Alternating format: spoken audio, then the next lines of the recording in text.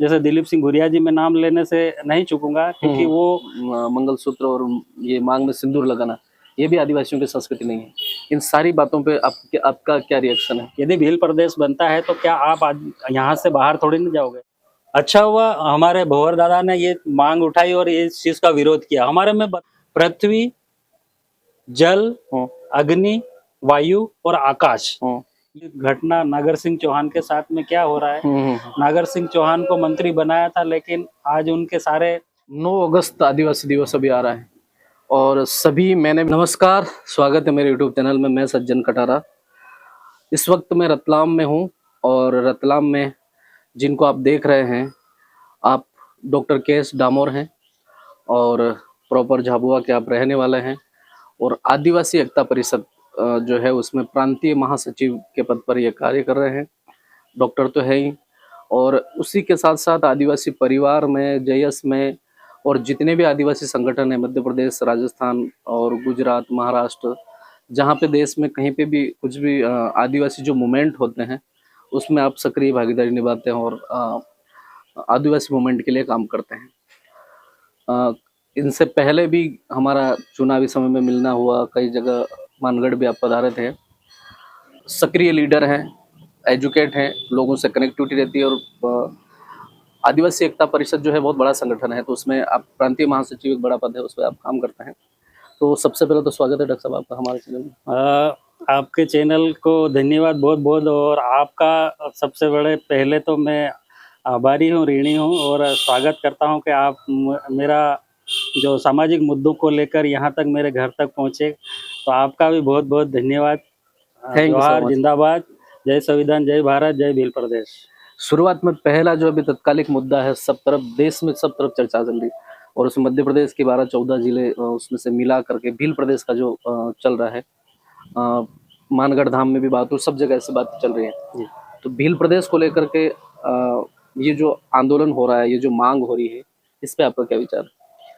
मैं सबसे पहले भील प्रदेश को लेकर ये कहना चाहूँगा कि भील प्रदेश की जो मांग है आज से नहीं है, हमारे पुरखे कई सदियों से करते आए हैं। कई सदियों से कई बड़े बड़े नेता भी रहे, राजनेता भी रहे, मंत्री भी रहे, पार्टियों में भी रहे, और उसके पहले अंग्रेजों के समय भी हमारे क्रांतिकारी जो थे, हमारे लोग, उन्होंने भी भील प्रदेश की मांग करी थी। और अंग्रेजों के ज़माने से भी हमारे अंग्रेजों ने भी भील टेरिटरी के नाम से एरिया हमारा घोषित किया था। उसी एरिया को लेकर हमारे बाद में जितने भी राजनीतिक रहे, जैसे दिलीप सिंह भुरिया जी, मैं नाम लेने से नहीं चूकूंगा क्योंकि वो पैसा एक्ट और पैसा जनक और पैसा कानून का एक बहुत बड़ी हमारी आदिवासियों की देन है। वो हमारे भील प्रदेश को हमेशा इस मांग को उठाते हुए आज दिवंगत हो गए, लेकिन आज उन्हें, उनकी जो आवाज़ है आज हमारे हर आदिवासी, हर समाज में एक चुभ रही है कि क्यों ना हम लोग भील प्रदेश को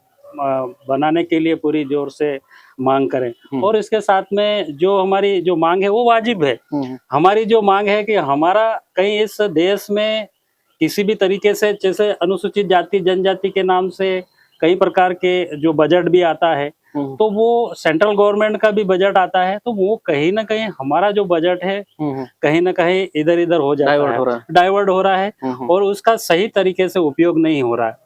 वो एक मुद्दा ये भी है, और प्लस हमारे हर क्षेत्र के अनुसार छोटे छोटे राज्य बने हैं, तो ये भील प्रदेश में इतने बड़े राजस्थान, गुजरात, महाराष्ट्र और मध्य प्रदेश, ऐसे 4 राज्य की सीमाएं जो है, ये सीमाएं, इसमें बहुल तौर पे आदिवासी समाज, भील समाज यहाँ पे रहता है। और यहाँ तक कि यदि भील समाज की, आदिवासी समाज की जो संस्कृति, परंपरा, रीति रिवाज, बोली भाषा, उसको हम लोग संरक्षित करने के लिए हमेशा आवाज उठाते रहते हैं। हर, जैसे छत्तीसगढ़, गोंडवाना बोल दो, सारे राज्यों की उन्होंने एक भाषा है, उनकी बोली है, उनकी संस्कृति को संरक्षित करने के लिए वहां पे कहीं ना कहीं कानून पास किया हुआ। लेकिन हमारे यहाँ पे ऐसा कुछ भी नहीं है। इसलिए हम चाहते हैं कि इस देश के जो है 4 राज्यों के आदिवासी तो है, लेकिन भारत देश के पूरे जितने भी आज की तारीख में 15-17 करोड़ आदिवासी इस देश में होंगे। और ये भी वो भी चाहते हैं कि वो भले किसी भी कोने में रहते हो, लेकिन भील प्रदेश बनना चाहिए। भील प्रदेश बनने के साथ साथ में हमारी जो भीली बोली है, भीली संस्कृति है, उसका भी संरक्षण होना चाहिए। और इस भील प्रदेश बनने के साथ में हमारे जो आदिवासी क्रांतिकारी है, उनकी गाथा, उनकी कहानियां, उनके जो उन्होंने बलिदान दिया है, किसके लिए काम किया है ना, जैसे कि मानगढ़ धाम है, ऐसे कई टंटिया भील है, बिरसा मुंडा है, ऐसे बहुत सारे क्रांतिकारी है, कालीबाई है। तो उनका भी हमारे कहीं ना कहीं भील प्रदेश बनने के साथ में कहीं ना कहीं पाठ्यक्रम होना चाहिए। और पाठ्यक्रम होने के साथ में हमारे जो बच्चों को है, वो हमारे क्रांतिकारियों की जानकारी देना चाहिए, कहीं ना कहीं इनको शामिल। आज देश आजाद हुआ या उसके पहले से हमारे लोग कई राजनीतिक रहे, कहीं भी रहे, लेकिन उन्होंने आज तक ऐसी कोई मांगे, भुरिया जी के अलावा, भुरिया जी के साथ में 5 लोग और भी थे, अमर सिंह चौधरी जी भी थे, वो भी इस अभियान में शामिल थे। लेकिन उसके बाद में हमारे यहाँ पे जितने भी लोग लोकसभा या विधानसभा में जो भी गए, तो उन्होंने कहीं भी इस मुद्दे को नहीं उठाया और बीच में पूरी तरीके से बंद हो गया।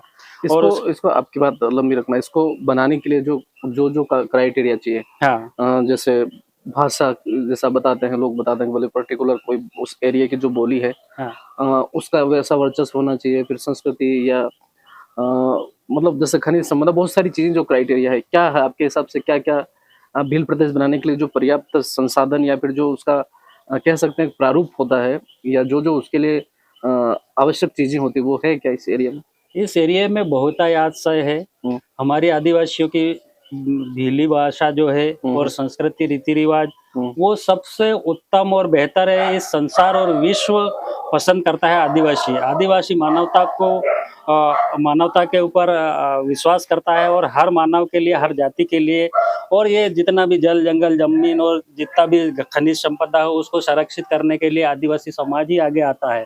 और जहाँ खनिज संपदा की बात है तो हमेशा हम लोग लड़ते रहते हैं। और संसाधन की बात करें तो आज संसाधन की बात करें तो जितने भी ट्रैवल एरिया है, जितना भी खनिज संपदा है और जो भी है, वो ट्रैवल क्षेत्रों में जितने भी जंगल है, अभी बांसवाड़ा को देख लो, बांसवाड़ा में सोना निकल रहा है, अभ्रक निकल रहा है, खनिज, और जितने भी खनिज है, वो मैग्नीज है, जो भी निकल रहे हैं बांसवाड़ा में निकल रहे हैं, मध्य प्रदेश में निकल रहे हैं। मध्य प्रदेश में हीरा निकल रहा है, और आपके राजस्थान, गुजरात में सारी चीजें मिल रही है, आपके महाराष्ट्र में सब चीज मिल रही है। तो संसाधनों की कोई कमी नहीं है। आदिवासी समाज को जो है उसको सही तरीके से भील प्रदेश बनाने की जरूरत है। वहां पे हम लोग सारे संसाधन हो जाएंगे जहां भी है। आप ये बताओ कि जितने भी भारत देश में जो भी है, मतलब आप दिल्ली, बॉम्बे और जितने भी बड़े बड़े सिटियां हैं, वहां पे कौन सा खनिज निकलता है? आप बताएं मेरे को, क्या निकल रहा है? ये सारे कुछ पार्टियों के नेता वगैरह ये कहते हैं भाई ये सारी चीजें नहीं है, और फिर कुछ ये भी कह रहे हैं कि सिर्फ भील पर्टिकुलर कास्ट को लेकर के एक जो राज्य बनने वाला है, जाति के आधार पर ये संभव नहीं, ऐसा कुछ जो नेता है वो भी बोलते हैं ऐसा। जाति के नाम से यदि किसी भी जाति के नाम से गुजरात बन जाता है, किसी जाति के नाम से महाराष्ट्र बन जाता है, किसी जाति के नाम से राजस्थान बन जाता है, किसी जाति के नाम से तेलंगाना बन सकता है, किसी जाति के साथ में छत्तीसगढ़ बन जाता है, तो क्या आदिवासी के नाम से भील प्रदेश बनने में क्या दिक्कत है? यदि मैं कह चुका हूँ ना, भील प्रदेश बनता है तो हम मानवता के ऊपर पूरा हमारा क्राइटेरिया रहेगा, हम मानवता के ऊपर विश्वास रखते हैं। हमारे भील प्रदेश में किसी भी जाति का, किसी भी धर्म का जो भी यहाँ पे निवास करेगा, उसको किसी भी प्रकार की कोई दिक्कत नहीं आएगी कि यदि हम भील प्रदेश से तो हम भगा देंगे, ऐसा थोड़ी ना। हम तो उनका पहले सम्मान करेंगे, मान सम्मान, जो भी हमारे भील प्रदेश के अंदर रहेंगे। हमने तो पहले ही बोला ना, हम प्रकृति पूजक है, पर्यावरण रक्षक है, और मानवता के ऊपर विश्वास करते हैं हम। तो हम किसी धर्म जाति विशेष के ऊपर नहीं जाएंगे, क्योंकि भील प्रदेश बनता है तो ये सबसे बड़ी बात है कि इस देश के जितने भी भील समाज या आदिवासी समाज है, उनका मान सम्मान, स्वाभिमान की लड़ाई है ये, तो ये बनना चाहिए।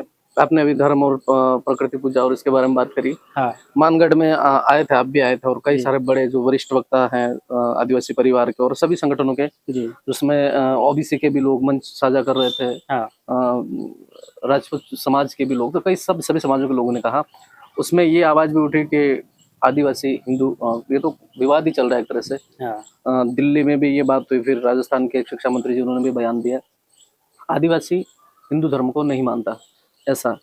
तो एक तो ये कि आदिवासी हिंदू धर्म को नहीं मानता, फिर देवी देवताओं में आस्था को लेकर के बात उठती है। फिर एक और अभी तत्कालिक बात है कि मंगलसूत्र और ये मांग में सिंदूर लगाना, ये भी आदिवासियों की संस्कृति नहीं है। इन सारी बातों पे आपका क्या रिएक्शन है? मेरा यही कहना है कि यदि संविधान है, भारत देश का संविधान है, उस संविधान को पढ़ो। हाँ। यदि उस संविधान में कहीं पे भी यह जाति के अनुसार कहीं विवाह या कुछ होता है कार्यक्रम और कुछ उसके बाद में उसके तहत कुछ घटना होती है या कुछ होता है, तो वहाँ पे हमारे लिए कोई हिंदू क्राइटेरिया या हिंदू जो धर्म है उसमें लागू नहीं होता है। विवाह पद्धति में लागू नहीं होता। वो पढ़ ले, जो भी है हमारे लोग वो पढ़े। हम वो उसमें कोई दो मत की राय नहीं है। उसमें हमारा हिंदू धर्म जो कोड है, वो हिंदू वाला जो कानून है वो लागू नहीं होता है ना। वहाँ पे सब वही आदिवासी समाज और कोर्ट कचहरी और जो भी है वो बाद में कहीं भी हमारे बीच में झगड़े होते हैं या लड़के लड़कियों के बीच में झगड़ा होता है या किसी भी विवाह को लेके होता है, तो जो हिंदू अधिनियम है वो लागू नहीं होते। तो आखिर में कोर्ट और कचहरी और थाने वाले भी यही कहते हैं कि आप अपनी आदिवासी समाज की जो है पारंपरिक ग्राम सभा है, बैठक है, उसमें आपसी सहमति करके इसको निपटारा कर लो। यही आखिरी हमारा जो ग्राम सभा है 13-3 का के तहत ही इसको निपटारा करते हैं। चाहे भले लोग कोर्ट में चले जाते हैं या कई कचहरी में या थानों में चले जाते हैं, वो भी हमको यही कहते हैं कि आपके ऊपर कोई ऐसा कानून लागू नहीं होती जहाँ हम इसको कार्रवाई करें। आप अपने समाज को बिठा के ये सारी चीजों को निपटारा कर सकते हैं, ये हमको अधिकार है।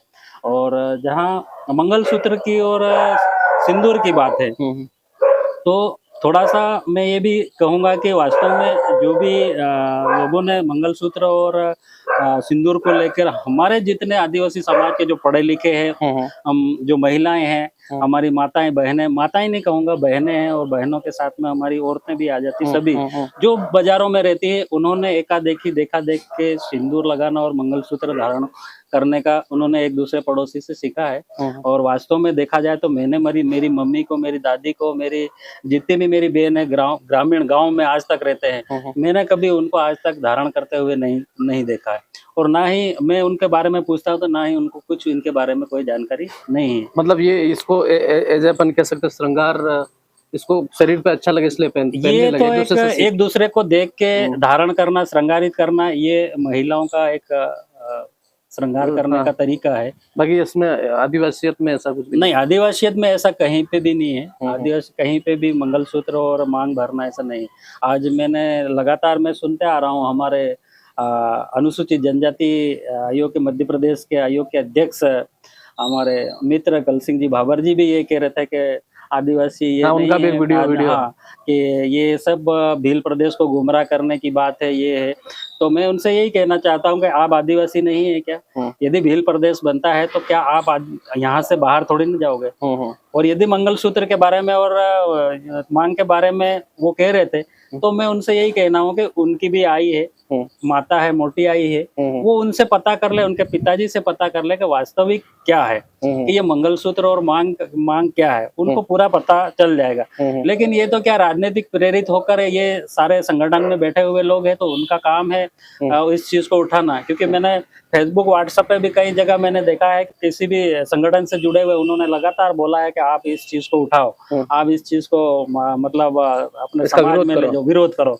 ऐसा फेसबुक पे मैंने कहीं लिखा हुआ। मतलब ये पार्टियों के चक्कर में आदिवासी बनाम आदिवासी करवाना। बिल्कुल, उन्होंने तो यही ठान रखा। आज यदि इतने साल हो गए देश में, यदि पार्टी बनाम पार्टी आदिवासी नहीं होते तो आज आदिवासी का भील प्रदेश बन चुका होता, आदिवासियों की स्थिति बहुत अलग चीज हो जाती। तो ये सारी चीजें नहीं होने के कारण लोगों ने गुमराह करके रखा है। गुमराह करने के बाद उन्हें लगातार विरोध किया। विरोध करने के बाद एक दूसरे जो जुड़े हुए वो लोग विरोध करते हैं। लेकिन जो विरोध करते हैं उनकी आई और माँ और बाप से पूछे कि ये मंगलसूत्र और मांग क्या है। मैंने तो लगातार मेरे समाज का, मैं ये नहीं कह रहा हूँ, लेकिन जो अपने घर पे मैडम, हमारे मैडम तो आदिवासी संस्कृति पूरी विचारधारा की है। वो चीज इस चीजों को विश्वास नहीं करती। परिवार में भी मेरी मम्मी, मेरी आई और मेरी बहनें वगैरह, मैं उनको नहीं। कुछ सारे फोटो जैसे लोग उसका स्क्रीनशॉट लेकर के भी कर रहे हैं, जैसे कोई विरोध कर रहे हैं। हाँ आपने मना कर दिया, लेकिन मैं एक उदाहरण देता हूँ, जैसे आपका ही पुराना का फोटो हाँ हाँ मैडम के साथ में मांग भरी और बहुत हाँ सारी चीजें, हाँ हाँ तो मतलब समय के साथ में ये धीरे धीरे इस चीज का परिवर्तन हो रहा है, हाँ। या कोई अभी भी इस चीज को कुछ आदिवासी लोग भी कि भाई है तो इसको तो धर्म में है और इसको संस्कृति के हिसाब से अपनाना चाहिए सर? नहीं, ये इसको धर्म के नाम से जोड़ना ही नहीं चाहिए। ये तो महिलाओं का श्रृंगार है, श्रृंगार का एक स्वरूप है। हम्म। अच्छा हुआ हमारे भंवर दादा ने ये मांग उठाई और इस चीज का विरोध किया। मैं बता रहा हूँ कि इस मध्य प्रदेश और मध्य प्रदेश, राजस्थान, गुजरात, महाराष्ट्र में मैं आने वाले समय में आपको बता दूं कि इतनी महिलाएं जो पढ़ी लिखी है, जो एजुकेटेड है, नौकरी वाली है, जो इस चीज का मतलब वो करती है प्रयोग, वो देखना आप धीरे धीरे धीरे धीरे बंद हो जाएंगे। वहां पे तो ये भी बात उठी थी कि जैसे अभी उपवास और व्रत के लिए महिलाएं बहुत अधिकतर होती है, तो आदिवासियों में ये भी नहीं होना चाहिए इस तरह से। हमारे आदिवासी उपवास किसी चीज के नाम नहीं करते, उपवास करते हैं वो अपनी आस्था है। हमारे डूंगर बाबा देव है, जातर करते हैं, मांडला करते हैं, और ये जितने भी है ना उस टाइम उपवास करते हैं। और उपवास करने के बाद में वहीं पे खेत पे या हमारे सेड़े पे जहाँ बाबा देव है वहां जाके नारियल फोड़ते हैं। और उपवास करने का तो किसी चीज को हासिल कर ले ऐसा तो मैं नहीं मानता हूँ, क्योंकि मैं एक डॉक्टर हूँ और डॉक्टर के साथ में मैं इन चीजों को, आस्था जरूर है, आस्था अपने अपनी अपनी जगह जरूर है, उन आस्थाओं को मैं किसी के साथ में वो नहीं करूंगा। अपनी आस्थाएं अपनी जगह है, लेकिन हमारी जो हमारी आस्थाएं हैं वो बिल्कुल पर्यावरण से संबंधित है और हमारे जो पूर्वज है उनसे संबंधित है। हमारे जो उस पे गातला बिठा रखे वहां जाके करते हैं। और हम कभी ये नहीं मांगते कि भगवान हमको ये दे देना, वो दे देना, वो नहीं। हम तो यही करता है कि भगवान हमारी इस प्रकृति को बचाना। यदि प्रकृति, तो मैं तो भगवान उन्हीं चीज को मानता हूँ, 5 महाभूत, पृथ्वी, जल, अग्नि, वायु और आकाश। ये जो 5 महाभूत है, इन 5 महाभूत को मैं प्राकृतिक भगवान मानता हूँ। और इन 5 महाभूत में से जिस दिन भी एक भी महाभूत खत्म हो गया तो दुनिया का विनाश हो जाएगा। जैसे अभी आपने ऑक्सीजन कम हुई तो कोरोना देख लिया है ना। तो मैं उनको माता पिता और गुरु के बाद में मैं सबसे पहले तो ये 5 महाभूत वास्तविक चीजें हैं उनको हाँ उन्हीं को मानूंगा मैं तो।